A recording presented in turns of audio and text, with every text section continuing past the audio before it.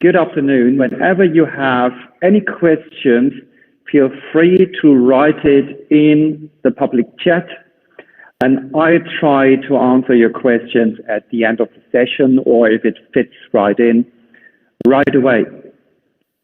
So, who is over here and here? We have from Poland, we have from South Africa, we have from US, from UK, so all over the world, as I see, and of course from Germany. They're all here, even Mexico seems already here. So quite an interesting group that is here today. California says hello too.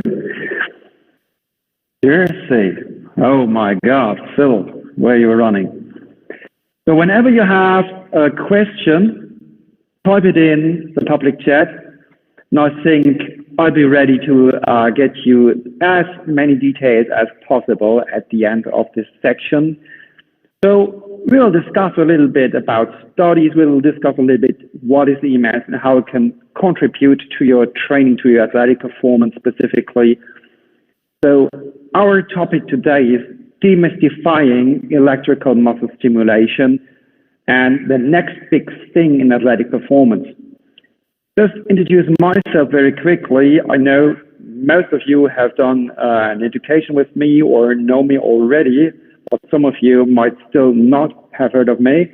I'm the head of education for the international part of EMS training with GluckerKolleg, which is one of the first to go international institutes when it comes to EMS training and personal training back in Germany.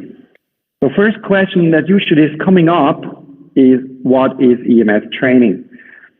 When you ask someone what is EMS training, they give you different answers. It all comes back to one specific thing, which means it has to do with electricity, has to do with the Greek word mys, stands for muscles, so a part, a compartment of your human body. We talk about different tissues, and it's stimulation from the Latin word, which means activation, stimulating or strengthening something. Any kind of training impulse, when it goes to strength training, you want to have a contraction of the muscle. It's always by electrical signals. Either you send an electrical signal from your motor cortex, going through the spinal cord, through the second motor neuron, then spreading out into the nerves, from the axons of the nerves, attaching to the neuromuscular junctions, nerve-muscle connection, and they're sending the signal into the muscles. In EMS training, you're getting a shorter way. You don't have to go all the way top down. You will apply, for example, an arm electrode, and then it sends the signal from the electrode to the nerves and there to the muscle. So the muscles cannot determine where the signal comes from. The reaction is always a contraction. So it's not like it can find out what is this, what is that. It cannot distinguish. You only have to do the right frequency and the right intensity. And here you go. And then you get the same contraction style like you would know from traditional strength training. What is specific finally about EMS training? When someone is asking you what is EMS training, in contrast to pure EMS, local stim or TENS, we always speak about a whole body workout. That means we simultaneously activate all of our larger muscle groups all over the body. So we have the chest activation, back muscles, arms, legs, glutes, abdominals. Everything is simultaneously activated. And not only the larger muscle groups, if you take, for example, the arm electrodes, which is a round electrode, you will also have agonists like the biceps, antagonists, triceps on the other hand. Then you have the stabilizers, synergists like brachialis, brachioradialis. You will have the stabilizers for the wrist, for the shoulder. They're all working together. They're through the nerves getting activated. So simultaneous activation of all larger muscle groups and of all these structures together. This is the major difference to all other forms of training. You do not get it through vibration training. You do not get it even through whole body training in traditional strength training. You always work on one part and not on your complete activation. So this is a major difference, which makes it, of course, very time efficient and highly effective. But you get the best out of it if you mix conventional training and EMS, which means voluntary contractions are key. So you have to work with your mind-muscle connection. So make sure you activate voluntarily as strong as you can those areas that are targeted.